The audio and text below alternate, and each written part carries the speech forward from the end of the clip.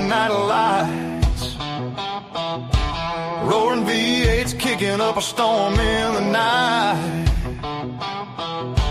Welded frames rattling, tires screaming, hold on tight. We live for the slide boys, that's our birthright. Cornbread man's grilling, got the ribs on the pit. The chasers wheeling deals, never gonna quit. Marine standing tall like he owns the whole track. Biscuit boys eating biscuits, got gravy on his back. Dirt report coming at you loud and clear.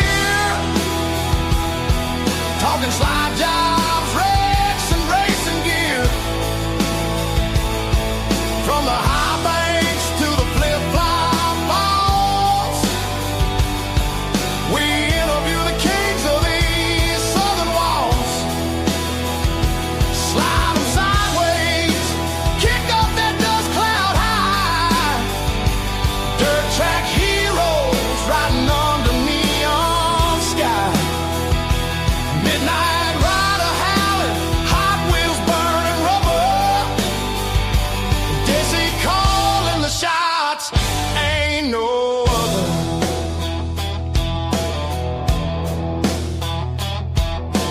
Hot Wheels spinning don't.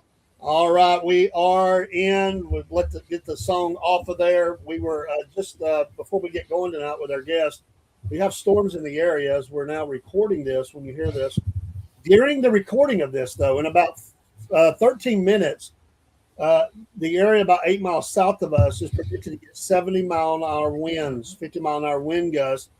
I was just telling the guys here, Shawn, if the studio flips over, I'm just saying I hope the door is up and not underneath. If you see us go chaos and we're still on screen, we'll get you to call for help or something.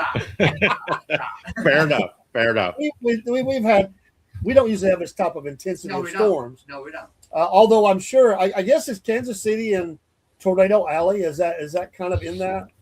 Yeah, it definitely is. And I mean, we had the F5 that hit Joplin here 7 years ago, which is about 130, 140 miles south of here. We've had 3 touchdown here this spring here in Kansas City, all small F2s. But yeah, no, we live in Kansas, so we definitely have our ear to the ground, if you would, when this stuff happens. But it seems like everything's been kind of southeast of us and northeast of us this year. I work for a lineman company, and so we've got guys all over the country right now storming, fixing from all the way from Minneapolis to Ohio and Iowa, down in Indiana. So it's been a treacherous spring. Frankly, we've got most of our racetracks here in the Kansas City area, and we have a lot of racetracks in the Kansas City area. Within 100 miles of here, we've got right at 7, if you're not counting Sweet Springs, which is our micro and midget track, that makes 8. And if you want to spread it even further, go 175 miles. We've got Springfield, Missouri, and you could get as many as 12 tracks then. Most tracks have not ran but about 4 nights this year so far because of all the rain that we've had. So it's been crazy. Amazing. Well, we thank you for being on with us. Shawn Burns from the Kansas City area, I guess right in that area. You live in the city, what's considered the city? Or you outside of the city? I live outside the city in a suburb called Overland Park, Kansas. But I can be in Kansas. I can be downtown in about 30 minutes. Okay. So you would call it a suburb, but if you were here, you drive from downtown to here, you'd never know you left downtown. So that's like Atlanta for us. You drive forever, and you're like, are we ever going to get out of the city? Yeah, it's passing through towns and stuff. It's amazing. Yeah, it's very much like that here. But I live in Overland Park. Been here since 2006, and it's home, and I love Kansas City. I love the Kansas City racing community, and love talking about racing in Kansas City. And I raced here for 22 years too, before I retired out of racing here. This will be my 4th season out of racing, and up in the announcer's booth. And then this is my first year behind the mic, if you will, in a podcast scenario with Casey Race Talk. So, yeah, awesome. it's pretty cool. You got a great radio voice. Yes. I love it. TV, radio, whatever you're doing. Yes. I like your background and everything. Folks, this is our Dirt Report, and thank you, Sir Chaser, for connecting, and thank you mostly, Mr. Burns, for coming on with us. And we just love talking racing. You like talking racing. It's a great thing. Let's kind of go back if we can, and tell us how how you were inspired to get into racing. You told me a little bit over the phone, but let's kind of go there, and we'll bring you back up to where we're at today, and we'll take any rabbit trail you want to go down. It's all good. Well, I've been going to racetracks since I was 3 years old. My grandfather in the 50s and 60s and 70s had USAC cars, and traveled all over the United States. He owned a car dealership over in Wood River, Illinois, and that's where I'm originally from. And as a kid, I spent every summer from the age of 5 to 15 with my grandfather at a racetrack somewhere. And most times we were racing 3 and 4 nights back then.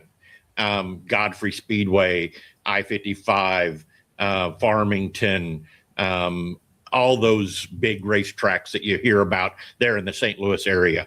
And then when I turned 15, back then you had to be 16 to drive a race car. And my grandfather, and again, my best friend in the world, sold everything because he knew that I would talk him into letting me get in one of those race cars. And if I ever got hurt, it'd kill him. It would just destroy him. And he had guys like Kenny Schrader that drove for him, and Kenny Irwin Jr. that drove for him. He was really heavily involved in the 60s with the Petties. He was a machinist by trade. So he did a lot of stuff getting Mopar into NASCAR because they had an oiling issue. And he kind of helped with some of that machine work to get those motors to put enough oil on top of the motor so they didn't burn up. So I've been around racing as long as I can remember. He sold everything, got out. It took me till I was 31 before I finally had the financial stability to do it. And I jumped right into an A-mod. And my very first race was at Highland, Illinois, at the High Bank at Highland, Illinois. And I'll tell my funny first night story. All right. Go for it. All right. We go. I start in the back of the heat race. I don't get lapped. So I'm thinking, hey, you know what? I'm doing okay. So I start on the pole of the B feature, and I'm like, you know, I think I can do this. This is okay. And we come out of turn 4, and the guy behind me pushes me down the front stretch, spins me around in circles, and I'm facing the grandstand because when I end, I'm facing backwards. And I look over, and my ex-wife and my 2 little girls are up there with their eyes over their hands going, what have we got into? And of course, I didn't make the show. And shortly after that, I got transferred for work and ended up in the Kansas City area. And I ran A-Mod for 2 years, realized that was over my depth, took a year off. And then the first year that the USRA B-Mods come into existence, USRA is kind of the staple here in Kansas City, where UMP is probably more the staple down where you guys are at. If you've ever followed any of the USMTS races, that is also ran by the same guy that runs USRA, Todd Staley. And so that's kind of the norm here. And I started running a B-Mod, and I ran a B-Mod for 15 years. And then they started a class called the Economods, which were just basically B-Mods that we built at the beginning. but they've let B mods get so out of control, just like they've let A mods get so out of control. A mods are now a traveling series at best.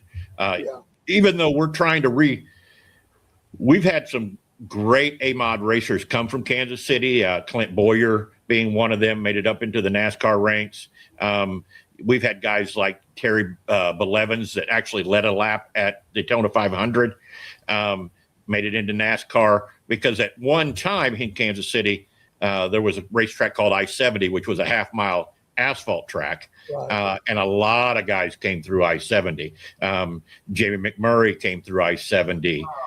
I've got pictures of a friend of mine's dad that had a super late model that Davey Allison came through town and drove his late model. So there's a lot of history and a lot of great racers in Kansas City.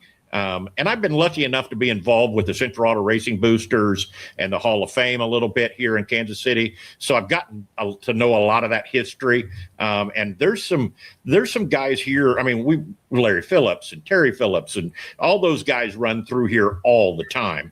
Larry, of course, passed and finally going into the NASCAR Hall of Fame this year. Long overdue as far as I'm concerned. But yeah, Kansas City, some of the best, we got guys like Tim Carrick won 18 track championships at Lakeside Speedway. And Lakeside Speedway is probably top 5 half-mile racetracks in the country. I won my very first feature at Lakeside Speedway. Won my very first championship at Lakeside Speedway in 19. It's one of those places that I was lucky enough to have guys like Terry Belevins Terry Phillips, and some guys like that were there when I won, along with some of the track officials that have been there for 40 and 50 years, because Lakeside's been running for 71 years. So really cool that's all happened.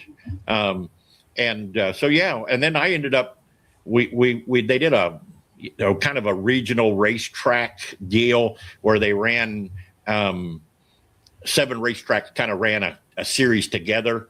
They called it the MoCan series, and I won at every MoCan racetrack in Kansas City, and I'm the only driver to do that in that series, which was pretty cool, because that's kind of how I've never been a one-track wonder. I could win everywhere, and I kind of took a lot of pride in that. Yeah, absolutely. Yeah, because it was kind of cool. So yeah, you're not limited. Then you don't have to just be concerned with one. You want to branch out and go to other tracks. You have that. You're gonna you can do well anywhere. So I think are locked in like that. I've talked to guys. They say I only ever raced at one track. I just never could get the handle on some of the others. So. We hear that a lot in dirt. Some of them say, I just got my favorite track, and that's all I do. Well, I think we all have our favorite tracks. That just fit us. Racetracks that go slick and are smooth from top to bottom, that slow down. Those are my kind of racetracks, because they're technical. And you really gotta know what you're doing behind the wheel on those racetracks. And then you got to know how to adjust the car to make it work when it gets like that. When it's hammered down heavy, everybody's fast. So that's wonderful, man. And how many championships have you won? So, you retired, but how many did you win while you were racing? I won 3 championships while I was racing. Lakeside Speedway, I was the very first Midwest Mod winner champion in 2022 at Central Missouri Speedway, and I won one at Valley Speedway. So it's been a career. I tell everybody this, because everybody goes, well, do you miss the race, being behind the wheel? I can go get behind the wheel anytime I want. I know there's enough guys. If I want to go racing, I can go racing. Yeah. I've done everything I wanted. All I ever wanted to do as a kid was win my very first feature. That was it. And I did that. I won, upwards of 100 features. And, so I've done everything I wanted. I won a championship. I've done all this. And then, how it is, life changes and priorities change and things like that. And, Me and my wife adopted some twins out of foster care. They're now 9. We've had them since they were 2.5, and they're getting very busy with sports and those things. And so it was time. I turned 53, and doggone it, it was just getting harder to get out in the shop every night and work, because people don't realize that, it's a 40-hour job to get a car ready to go racing on a competitive level. And I never wanted to be not competitive. I won my very last feature Memorial Day weekend of 23. I unloaded the car and I sold the car with the same dirt on it that I had when I won my last feature. That's the way to go out right there now. I like that. Yeah. Is that trophy behind you one of the championship trophies that you? Yeah, well, there's several. I got here. Let me turn. We can see two. Let me turn you a little bit. We didn't see all of them. Yeah, I've got a whole trophy case full of trophies here. This one here, right behind me, in that green one, that is a Lakeside Championship trophy from Lakeside Speedway. Yeah, probably it's funny how it works, but there's my Lakeside wins were great. And so my first, you'll never forget your first. But I won at US 36 Raceway, which is up in Osborne, Missouri. And back then they were doing an invert with IMCA. So I'd won my heat. I started 12th, and in 20 laps, 4 to go, I passed the guy for the lead and led the last of it. And that's probably my most memorable race because I had to come from the back. Most of the other ones, you'd start 4th or 5th, that's one thing. But when you're starting in the teens and coming through the field, those are the ones that you really appreciate. So, but yeah, I mean, it's like I said, I don't think people realize it. And the other thing that I had all this time with my grandfather, totally different genre of racing. I go right into a modified and I know nothing. And when I say nothing, I mean nothing about modified. So it took me surrounding myself and getting with some really good people and learning.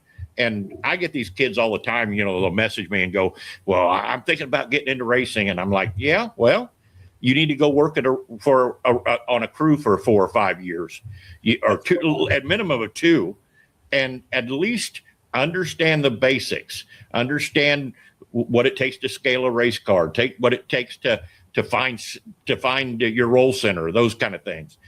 Because once you understand that,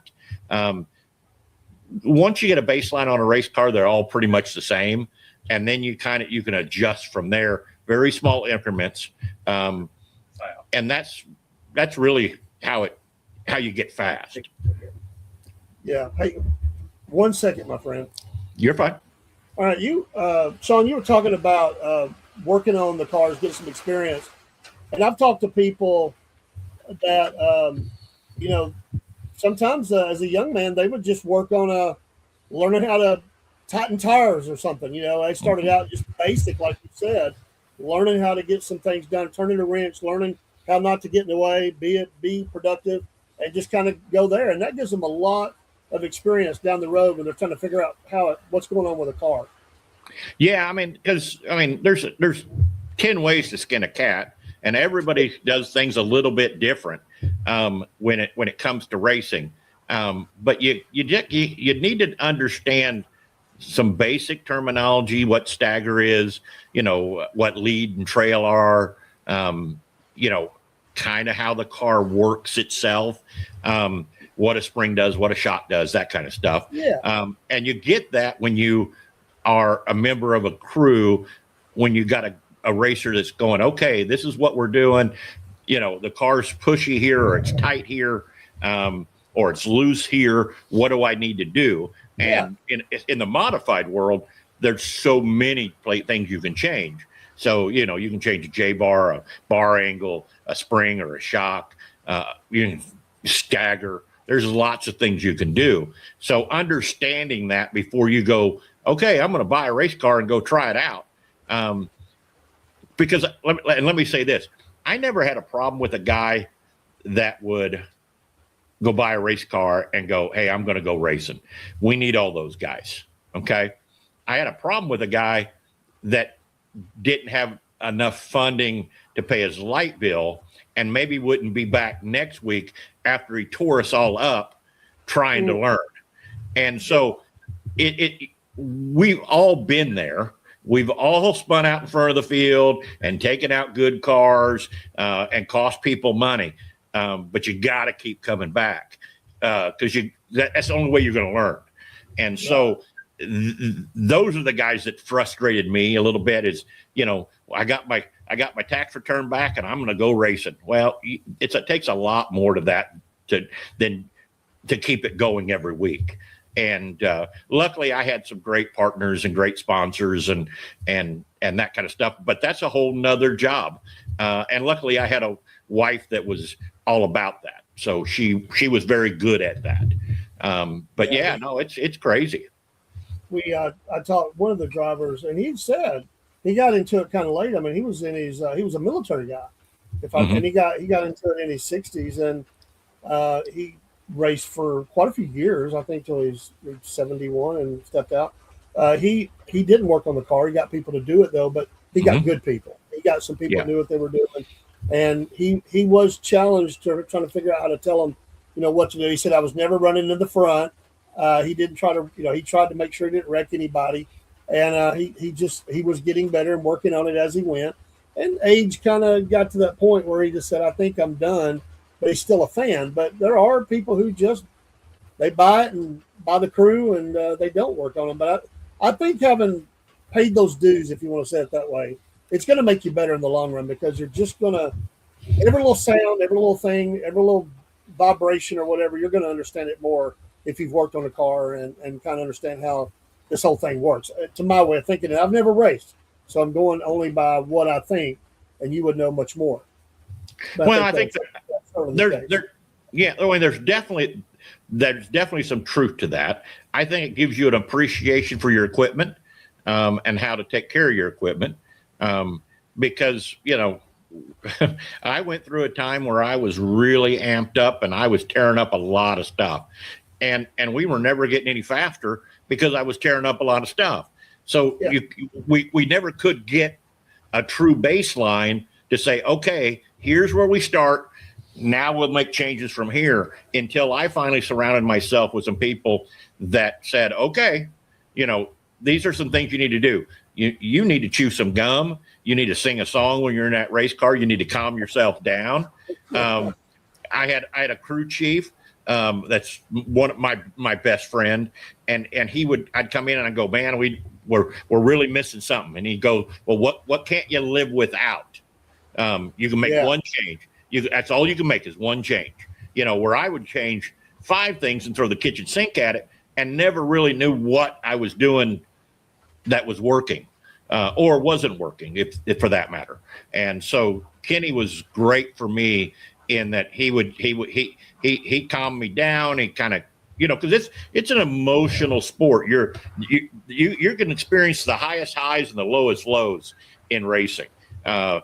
When you've spent the money that you spend to go race, have some success, and then find yourself struggling, trying to get faster because everybody, it's always a rotating ball in that I'm on top one week and then they figure something out.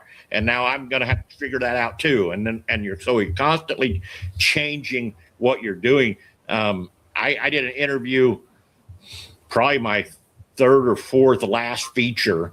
And the guy was like, and I'd won like 3 in a row. And the guy's like, what did you do different? I said, I did a whole lot of stuff different. We're still trying to get faster every time we're out there. Sure. So this is not the same setup at all that we had on it before. And then you learn how to read the racetrack and what the racetrack's going to do. Is it going to stay heavy and have a lot of moisture in it, or is it going to get slick? And I like slick. That's just always been my preference. I like slick top to bottom. It makes you a little more technical driver. You're not a stomp on the gas kind of guy. You're more roll in, roll out, a little bit of trail brake. You got to be a lot smoother and a little more calculated. So I can appreciate the kamikaze driver that's 90 or nothing. But he's not near as consistent as the guy that's a little more methodical. Gotcha. Yeah. So yep. you had this amazing career. You said, I'm going to go to family thing, but I'm not going to get away from racing. I'm going. So take us from that to now where you're at today. How did you get into the announcing and the radio, and how did that come about? Because, you're still connected. You're still doing a lot of racing. You're just not behind the wheel. Yeah, I'm at a racetrack as much as I was when I was racing. 2 nights a week, maybe 3 nights a week, depending on what it's going on. I got out of racing and said, I'm done. I'm not going to do anything. And a promoter over in Green Valley Speedway called me and said, Shawn, we're really trying to upgrade our media stuff.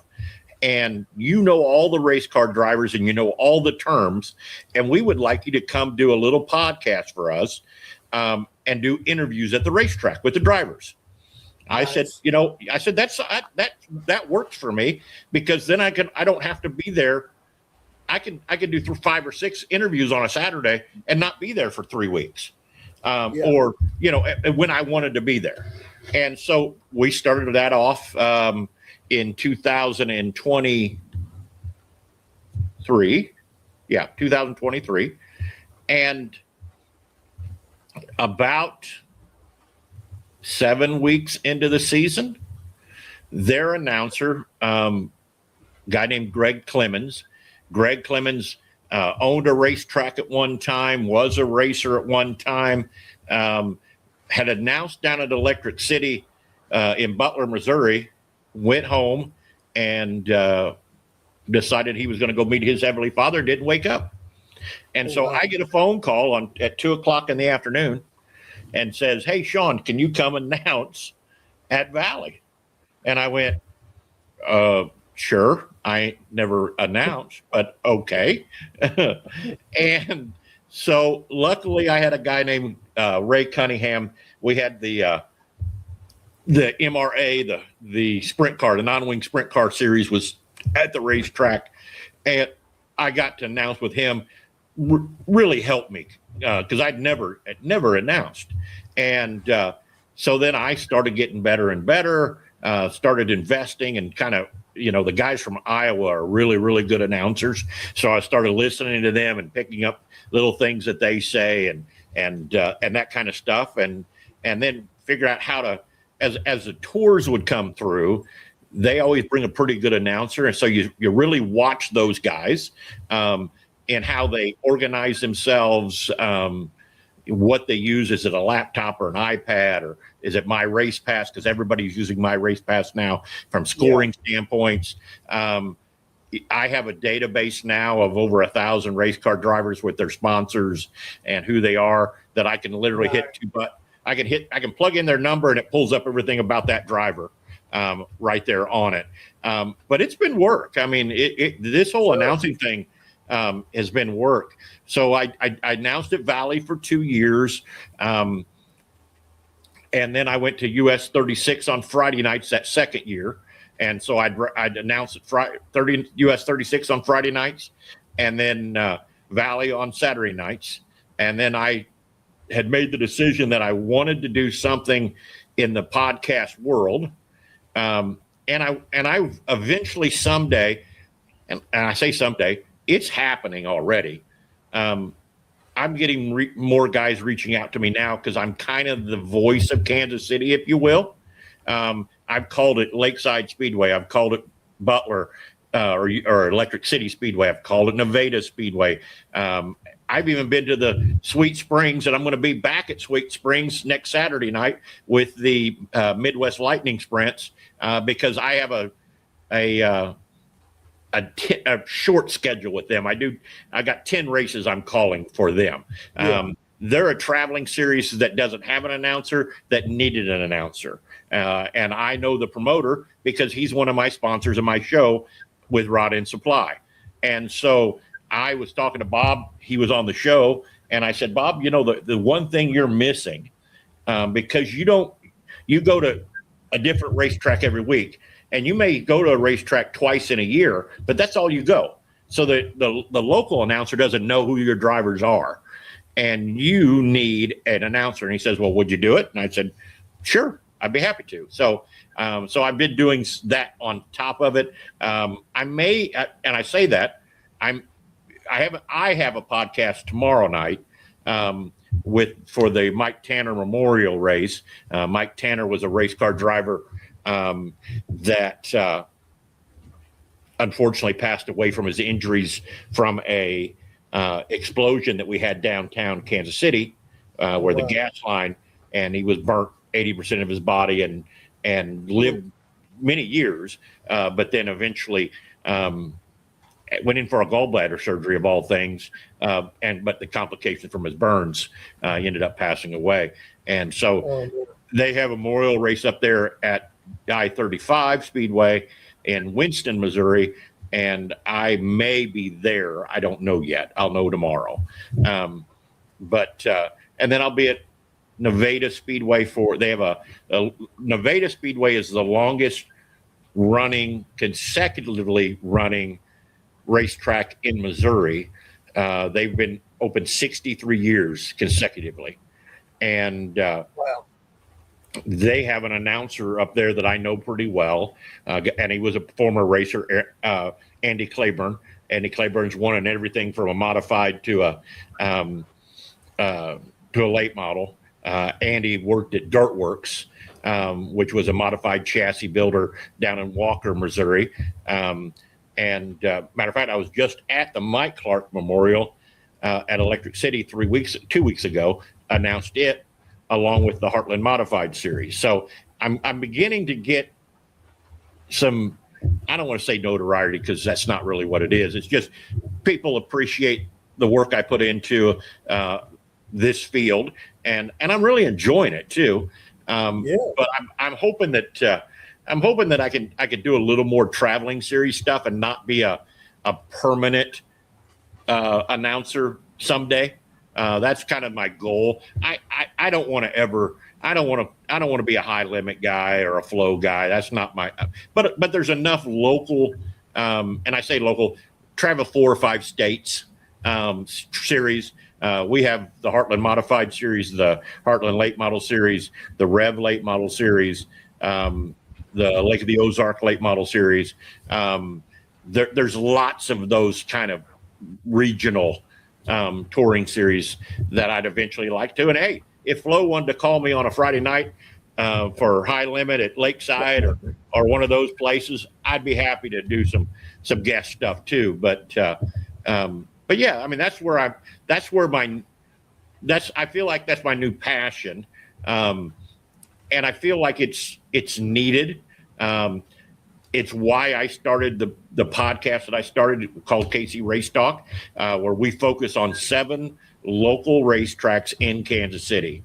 And I interview drivers. We have a guy that's been here forever he's been around the racing community since the 80s as either a race director or something called JD Green. And every 6 weeks we do a show that just talks about history of Kansas City racing.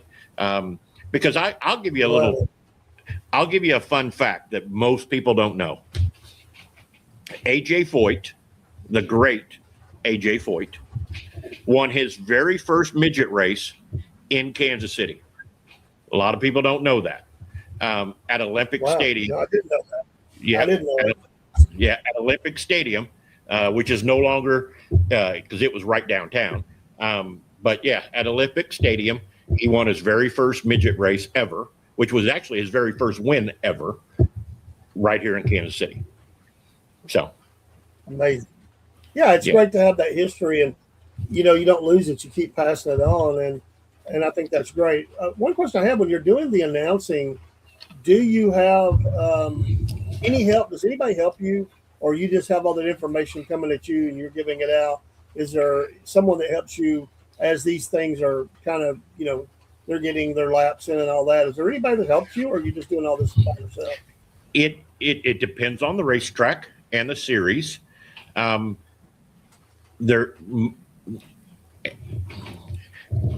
it costs money. Everybody's trying to minimize cost. So at most racetracks, it's just me. I'm by myself. I'm using tools like my Race Pass with my live scoring, live timing, that kind of stuff. Gives you all your lineups, that kind of stuff. Then I'm big about. I believe promoters have kind of lost it a little bit when it comes to, I'll play some kind of like your intro song, which I really, really liked. I'll play that. I'll play stuff like that as I'm doing my announcing off of Spotify and that kind of stuff. Then I have a basic rundown of the night. I have a template, if you will, that gives me, I'll do some research throughout the week when I'm at a racetrack. Hey, who won last week? Who in this class, who's your points leader? Those kind of things, so that I have them in front of me. I don't want to call it a script, but it's a guideline. So it kind of gives me kind of, this are the things I'm going to do. Just like I have a intermission playlist, which is 100 of the most sung songs, like Sweet Carolina, that fans really get into and appreciate, during intermission. I'll play a little bit of music because it's my job to keep it entertaining. Sure. And that's the other thing that you don't know until you're behind the mic. You have to, as an announcer, you have to be twice as excited as you normally would be to get it through the mic. So when I'm announcing a race, and I've learned some tools again from those traveling series guys. Like I have a headset with a mic on it now, so I can have my hands free to work my computer. I have my computer, and then I have 2 extra screens on my computer so I can keep everything where I need to be. I've watched and listened to hundreds of races to pick up those little, 3 deep and sell it cheap. Those little bitty, hey, looky there, he went on a tilt-a-whirl ride. We got one facing wrong way and a one way. You find all those little, and I got a guy that's kind of my mentor, Alan Staley. He's with Power Eye. He's their 410 Honest Abe roofing announcer and kind of their head media guy. And he's really encouraged me to do a lot of the things that I'm doing now. But I'm even going a step further, that like at 36, where that's my local track, I now have commercials from all my sponsors. So when I have a break in the action, I can literally hit my laptop and play their commercial. Things like that. But it's a learning. I mean, it takes some time to really get the cadence, if you will, about how to call a race and what you want to talk about in between. And then you always are searching for that fill stuff. You get a caution. Now it's 2 or 3, 5 minutes for records to get. Now, what do you fill? And so you're constantly trying to talk about that. But I got some. I'm a little lucky that I know most of these guys, and I did race, so I understand it. So when I see a drive shaft fly out of a car, I know it's a drive shaft that flew out of a car. Or what happened, or boy, that looks like the rear end got ripped out of that. He broke a J bar, or he broke a this or that. So those are all things that really help. But it's been a learning experience. It's been just as tough as racing, frankly.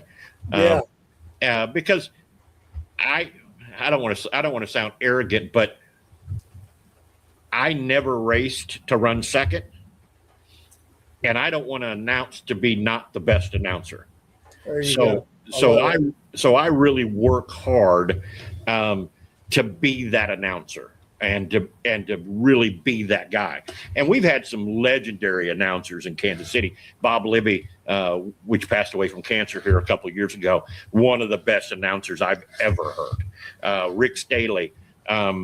Rick just had triple bypass surgery. I actually helped his grandson at Lakeside here 3 or 4 weeks ago on a Friday night. I was rained out at both of my tracks, they ran. I said, hey, well, you want some help, man? You want to show me? And he goes, oh man, I'd love you to, because his grandpa is recovering from heart surgery, from triple bypass surgery. So he's been by himself, and he goes, man, I'd love to have some help. And so I went up and helped him, and another one of the greats in Kansas City. And so I'm hoping someday that they talk about me like that. I don't know that I'll ever feel that way, but I hope that they talk about me like that. So do you feel like, and as you were saying that, I was thinking about the great radio announcers who brought sports alive by painting the picture with their voice. And to me, you seem like that's the type of gentleman you desire to be and are, is that even if they're there watching it, you're painting a picture for them. You're directing their attention on what's going on. Because, I mean, in a truck, it's easy to kind of get lost on what's going on. Maybe it's out into the track or even, but you're able to do that. And I just think people that have your experience of being on the track, studying the great ones, listening to hundreds, it gives you that depth to be able to do that. Do you agree with that? Is that a fair assessment? Absolutely fair assessment. And I think that I will say this. It's a great time to be in dirt track racing because the evolution that my race passes is done. I mean, I remember you had to walk down to the pole down at the very end to get your lineup. Now you can get your lineup on your iPhone. My race passes even come out with now an option, and I've been playing with it, where you can log into my race pass and actually listen to the announcer and put your earbuds in. It's one of the things that NASCAR did a very good job at. You go to a NASCAR race, there's a couple things you do. You walk in, you pay your ticket, you usually go get a beer, and then you head over to rent your headset because you want to be able to hear the race. And so dirt track is getting there. They're starting to get where making it much more fan friendly when it comes to that. It's very difficult with sound systems as loud as it gets during racing to hear me. You definitely hear me during cautions and those types of things. But when cars are full speed, it's hard to hear. Well, one way they're fixing that now is with this program with my race pass. So you'll be able to go to the races, put your earbuds in, and listen to me announce a race, which is exciting for me because you have to be a true fan to be a racer and or announcer or a track official or any of those things. You've got to love this sport. And I love that about it. Me and my wife, every year we go to the World 100. That's our getaway. And I will go to the World 100. I will pull up my race pass, put my earbuds in, and listen to the whole night. And that's exciting. You were talking about, I'm sorry, I didn't mean to interrupt you. You're fine. One of the things you said was this filler that you do with music or whatever. And we were at a I-75 here. It's been 2 or 3 weeks ago now. And they were hauling a car off that wrecked. I mean, it blowed its engine, hit something. So while they're taking it down, another car they got going again, another car had a problem, and it delayed the race for quite a bit because they had to wait on that guy to get back. Let me mute him just for a second while he gets his mic back on. Folks, just for disclaimer, we've had massive storms in the area. Chaser had to leave the studio. He's coming in from his home and getting back hooked up. So we're just doing some things. So if there's any glitching or anything goes on, it's good, but it sounded good. And I appreciate so much our dear brother being in, and we'll check on Dean. And Dean, you good now? Yeah, I'm good now. I had to my speaker wasn't working, but I got it now. All right, you're good. All right, you're on the air with us. We appreciate you jumping back in, folks. We had a tornado warning even in the area, I think, and it seems to have smoothed out a little bit now. So the alert went off on my phone that it's kind of passed. So thank you, Shawn, for hanging with us during. We don't normally see this like this during a show, but we're just rolling with it. So you're Kansas City. It's not like you don't know what that's like. Not at all. I'm sorry, y'all. Yeah, I just think it's amazing because at that track, he still was busy announcing some things, but there was a moment there when it went quiet, and I thought maybe he should have played some music or something. That would be great. One other thing, I wanted to say about that, and I don't, and I'm throwing a curveball here, but it pops in my head. I got to say, first of all, racing is a family sport. It is awesome. Things get heated. It's emotional, like you said. But I'm going to tell you now, 75, and I've been giving them a shout out for this. I think the opening prayer was the best prayer I ever heard in my life. Even in church, the chaplain or who, I don't know if they have a chaplain. I don't know who made that prayer. I want to find out. If somebody knows in the area, let me know. It wasn't just a prayer. It was a call. And man, it made me feel like my heart was just bursting at that.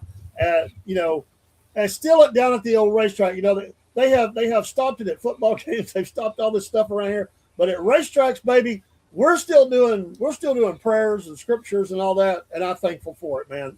I don't know if you see that, but I sure see that over here. Yeah, I mean, we're still the only sport that opens with the invocation and the playing of the national anthem before all of our nights of racing. And I will tell you,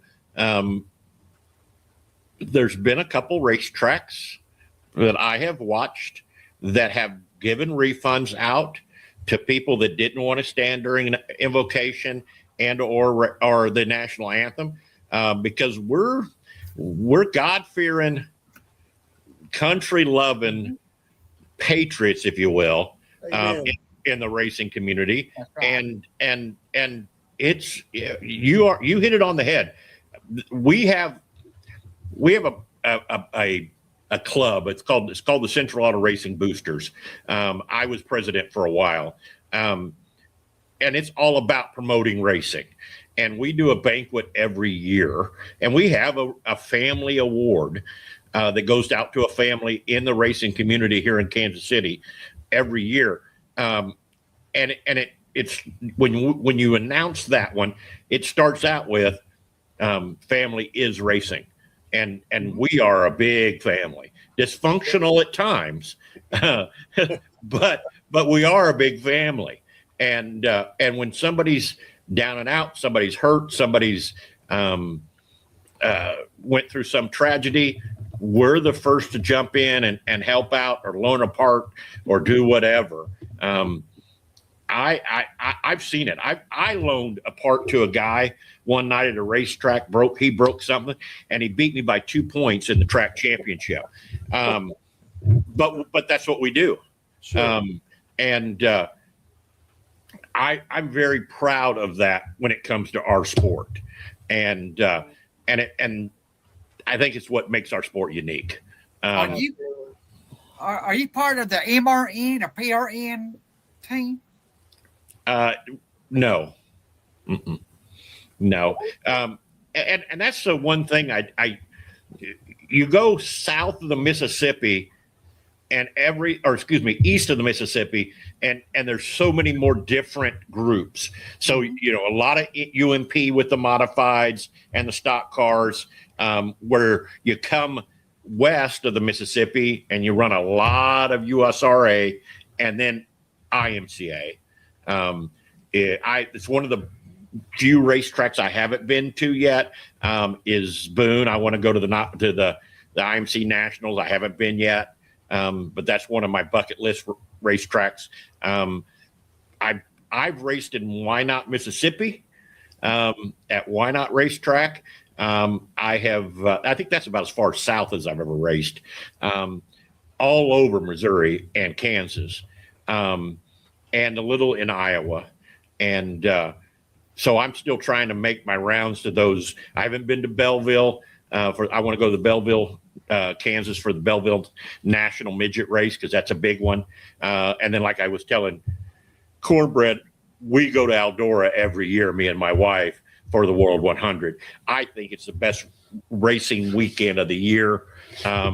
If you're a late model fan and you've not been, it's a show. Yeah, I've got to do that. I've not been. Oh no, you have to go. It is, and what's so cool about it is Eldora is the middle of nowhere. And when I say nowhere, I mean nowhere. and you come over to the hill, and there's a city that's just popped up. You'll have 10,000 campers, and the racetrack, and that's it. I mean, it's the middle of nowhere. We've found a little town that we stay at about 20 minutes from the racetrack, a little bed and breakfast that we just love. We've now went around to all the little shops, and my wife does during the day, does all of that. She won't this year because I've got some interviews. I'm going to be interviewing a couple drivers this year for the podcast at Eldora. So working on Ricky Thornton Jr. Is one of the guys I'm working on. So we're trying to get all those lined up. I'm trying to work on High Limit's going to be back in Kansas City, and I've been in contact. I haven't got it totally nailed down yet with Rico Abreu. Would really like to get an interview with him for the show. So I mean, we're working on stuff like that, I'll follow, as much as my show is a Kansas City-based show. When the tours come through town, I'll interview the guys from the tours then. Well, we're not going to follow them around because this is a Kansas City show. But I try to when they come through. I just did Ayrton Jennington. Ayrton's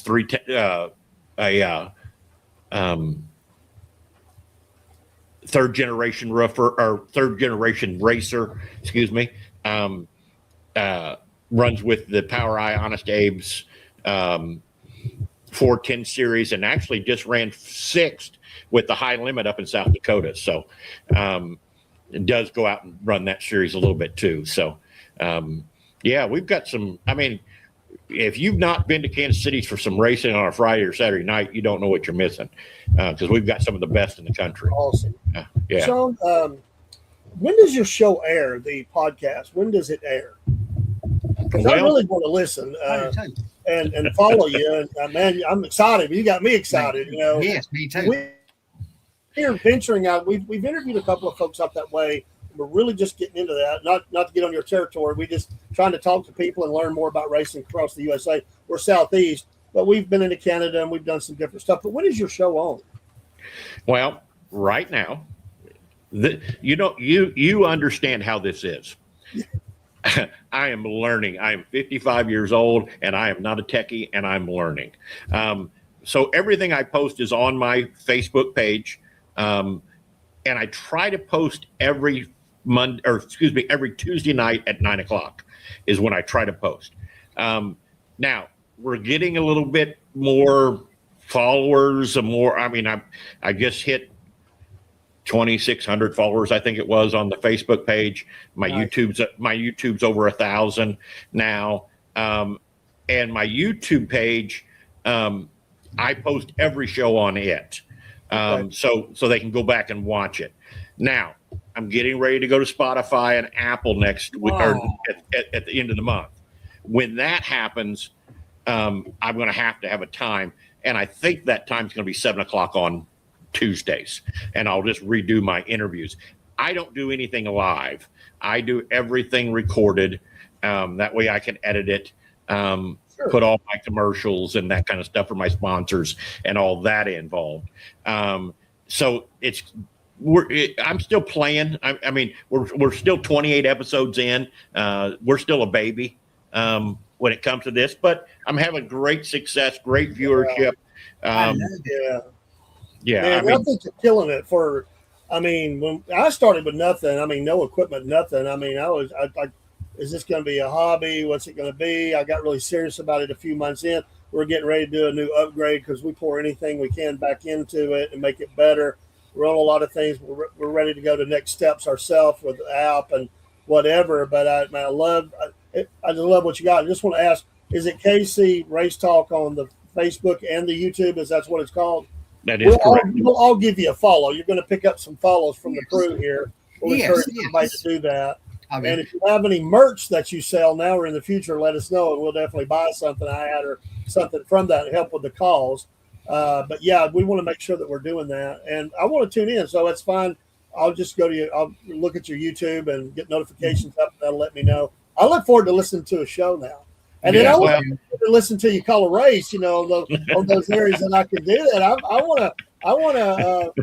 What's the next one that you're going to be calling that would be out that I could go through the and give that out again for people that don't know. It's IRA. It's MRP. MRP. Yep, myracepass.com. Gotcha. I will tell you, if you're a race fan, and let me say this, just about every racetrack in the country that is using transponders, so that are electronically scoring races, uses My Race Pass. My Race Pass is a free app. You can download it on your iPhone or your Android. It gives you lineups, results, all that stuff. If you prescribe, which I want to say it's like $6 a month. It's not ridiculous.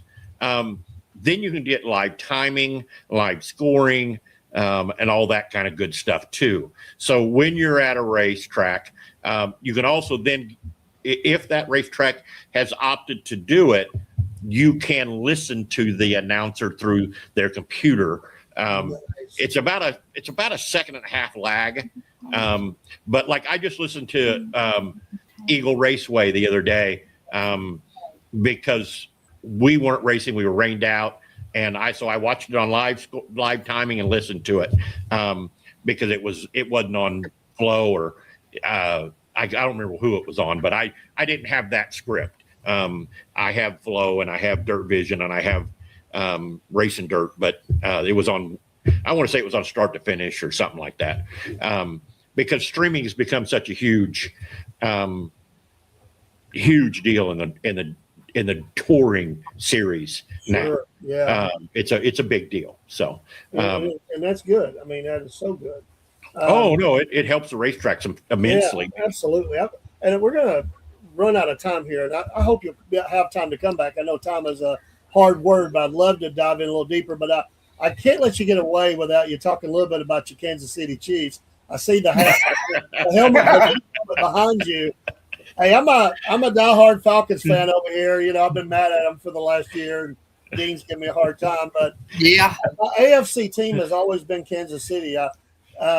I'm assuming I think I'm good in saying you've probably been to some games there. And what is that experience like in that stadium? Because I feel it through the TV, but I've never been in that stadium. And just a little bit about Kansas City Chiefs as we get to the end here. I will tell you, it is something you have to experience. If you're an NFL fan, whether or not you're a Chiefs fan or not, you have to come experience Arrowhead. It is by far the loudest stadium you'll ever get in. The tailgating is phenomenal. Those people will show up at 5 in the morning and start tailgating for a 3:00 game. It's insane. It truly is insane. We're happy Kelsey's coming back this year. We're happy that Mahomes' knee's doing real well, and probably won't make opening night, or opening day, but he'll be there shortly after. I've been here I couldn't tell you how many games I've been to, but there's nothing like Arrowhead. Those fans they're legit fans. I mean, it is insane. You can feel that. You do influence a game. I mean, the fan support. Oh yeah, definitely influences games with the loudness, the energy. I mean, I bet that stadium it's vibrating. I mean, I bet you can feel that throughout that stadium. I've had a couple of things like that close. No way is it just exactly like that. It's the energy is off the scale when it gets like that. The players love that. Well, I've been anyway. I've been lucky enough to go to a World Series, some playoff games, Durrell for the golf tournament, the Daytona 500, Talladega. I've been lucky enough to go to some of these things. But Arrowhead is really, really special. That is a diehard. I will tell you, when they won their very first championship after our Super Bowl, we didn't go. Of course, it was in Florida or somewhere. And I had some friends over, and I had people in my house that had been fans for 30 and 40 years that were in tears when we won the Super Bowl. I mean, they live and breathe Chiefs football, and they're. I mean, it's fun. It's fun when they're winning, because the vibe in the whole town is very different. We're a big city, but very small, in that we have a small town atmosphere, but there's everything you want to do here. As far as if you want to eat sushi, or you want to do ride a carnival ride or a Ferris wheel ride, we have one downtown. We've got some of the best barbecue. I think the best barbecue, let me go ahead and say that, in Kansas City. I know you guys down south are a little partial, a little different. I like barbecue. Texas people say that they've got the best. No, we have the best. I think. Kansas City is a great city, great town, great place, and like I said, some of the best racing in the country. We've got some amazing racers that have came out of here. There's some great up and comers coming in. Gowan is running the super late models, the Lucas Oil Series. He's from Springfield, Missouri. Of course, we talk about Clint Boyer. Clint Boyer from Emporia. I actually bought a motor that I ran in my A-Mod that Clint Boyer had owned. We've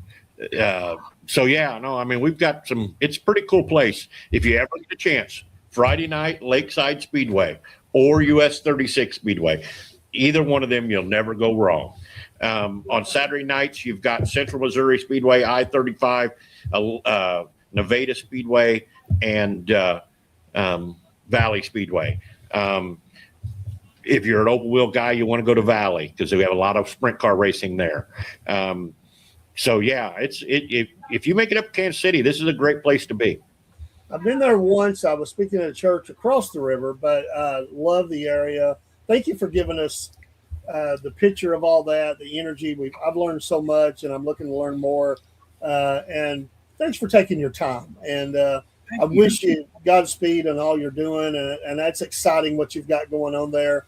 And God's got his hand on you. You're going to bless a lot of people. I know that you have. And hopefully in the future we can talk to you again. If we get out there, we'll have to have you recommend to us where the best barbecue is in the best barbecue in America. We're going to have to find that out. I can do that.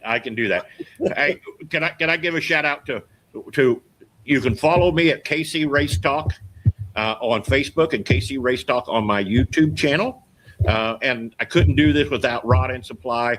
They're my primary sponsor. They really have helped me and are helping me to get to that next level. Because you guys know it ain't cheap when you start getting into Spotify world and Amazon world or Apple world, and they're really helping me to do that. So I couldn't thank them enough. So awesome, guys, thank you so much for letting me come spend some time with you.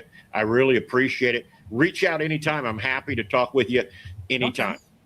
We'd love to have you come back. There's so much we want to ask you and glean from you and learn from you, and also just questions we didn't get to, and maybe the weather will be cooperating a little bit better, and we'll try that live, Yes. And always here and available. If you learn something that's really good, pass it along to this old techie guy over here that was forced into that within a few months of us putting this thing together. Our techie guy, he had to leave, and I became that guy. And I'm the guy that goes to the School of Hard Knocks. I learned the hard way, but I'll take any advice I can get. I was on the phone today with people and some new equipment begging them, help me. I need help, and they're directing me in the right path, and I appreciate it. But thank you so much. And we'll be talking to you soon, and we'll be listening to you sooner than that. Yes, I'm looking for that. We're going to become watchers of your show, and we'll all give you a follow. Thank you so much. You're welcome. Thank you, guys. Appreciate it. We'll go out with some music and drop everybody down and let you get out of here. And we thank you as you hear this program. Again, it was during a storm. We weathered it, no pun intended, and we got through. I'm just glad the studio didn't get flipped over in the high winds, no tornadoes. Yeah.